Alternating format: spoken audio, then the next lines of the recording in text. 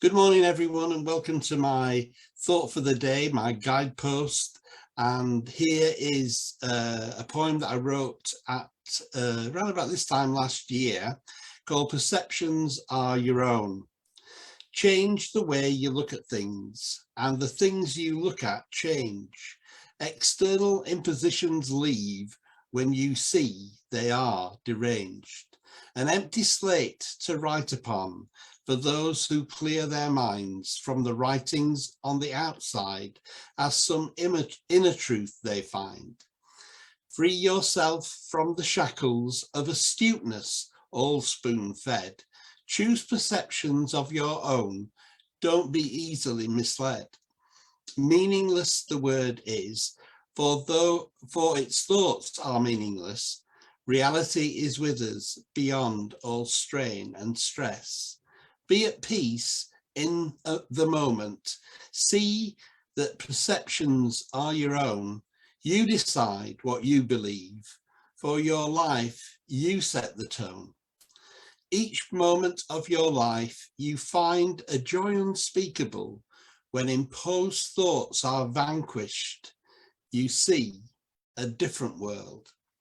So these words are echoing a lot of the stuff that I've been saying recently in these broadcasts. This is the 72nd broadcast of its kind on Zoom. I started back in December, and all I really do is speak from my heart, and I use the poem as a kind of a backdrop of what to say that day.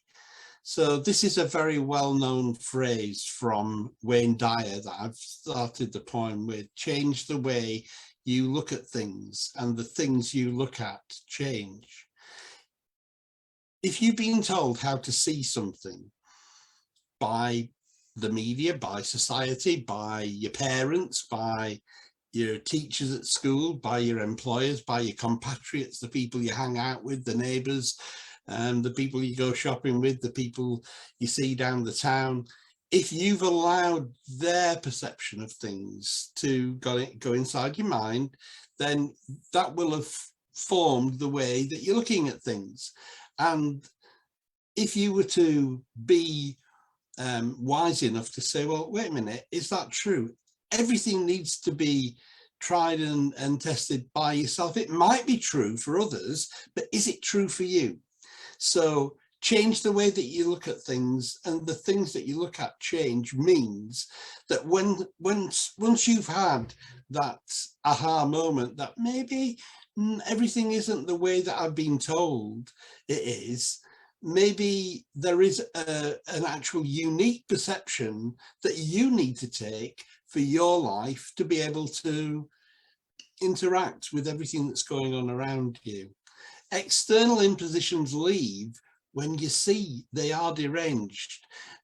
Quite a damning statement, Andrew, that you've written there, that there are certain things that are being told to us on a regular basis. It's almost like the more times we say something, or hear something rather, the more times the media peddles a lie to us, the more likely it is that we'll accept it to be the truth. So I was particularly thinking of that, not that everything that you've ever been told is deranged, but there are certain things that are completely wrong, and you've been told it so many times you accept it. And that's why you need to question everything that you're ever told by anyone, including yourself. The stuff that we tell ourselves on the inside, after time, that's untrue. You're not very good at this. Yes, you are. It's just that you've got no confidence. And if you got some confidence and some faith, you'd be fine.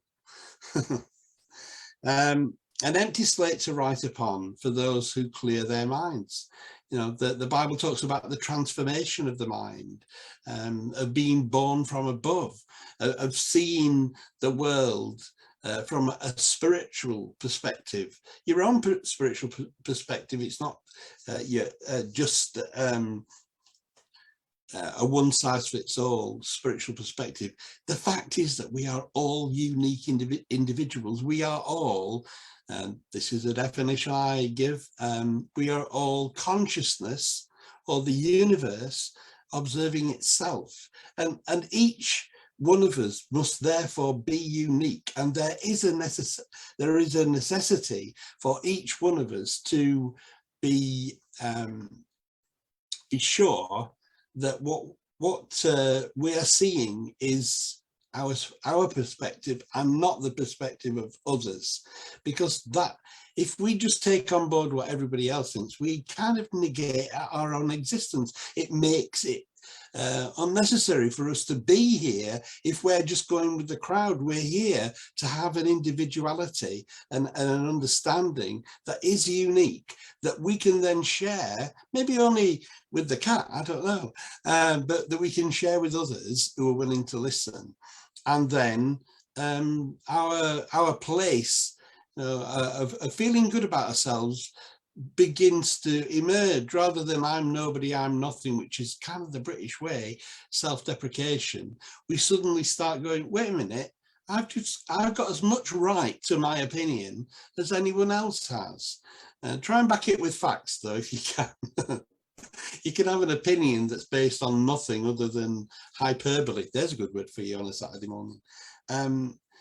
So from an empty slate to write upon for those who clear their minds from the writings on the outside are some inner truth they find. I've been talking for the last 2 or 3 days now on these broadcasts about the difference between your thoughts, your feelings in your heart, and your gut reaction.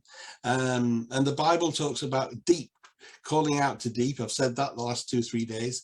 And that's where we actually find out our inner truth. Our certainty comes from our conversation with the universe, with the powers that be, with God, you know, whether we meditate or pray, or whether we just get that in the bottom of the pit of your stomach, and you just know, you know that you know.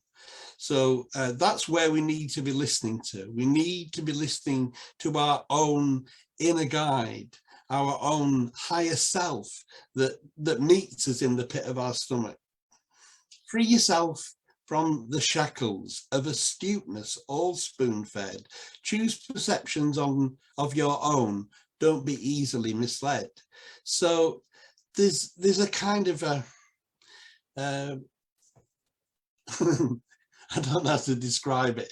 You know, I'm looking down on you because we've got all this brilliant intellectual ability. You know, we went to Oxbridge, and therefore we can think and we can debate and we can run things. We can do things so much better than you if you haven't had a formal education. The astuteness that I'm talking about here, it's all spoon-fed. None of it came from those individuals' own interaction with reality, with life, with what's going on around us. So that's why the poem, in my interpretation of this 11th day of the Course in Miracles, I say, choose perceptions of your own. Don't be easily misled. It's so easy to go with the crowd. Hear your own truth first, and then make your own mind up whether you believe what you think or what the world might be saying that's different to that. Weigh it all up. Don't just immediately, oh, well, the world's saying that can't be true. I've got to be right every time. Your perception is your perception, whatever happens. But regardless of that, you are very able as a sentient being to come to your own conclusions about things. Meaningless the world is, for its thoughts are meaningless. Reality is with us beyond all strain and stress. I'm talking here about, we get ourselves as a planetary, as a human species, into this really excited and panic driven way of looking at things, and it's, oh well, this will have to happen, if that happens, well that could happen, and we get all upset inside. But the reality that is within us, that deep calling to deep that I was just talking about, is beyond all strain and stress. it's peaceful. It's a place of calm in the storm.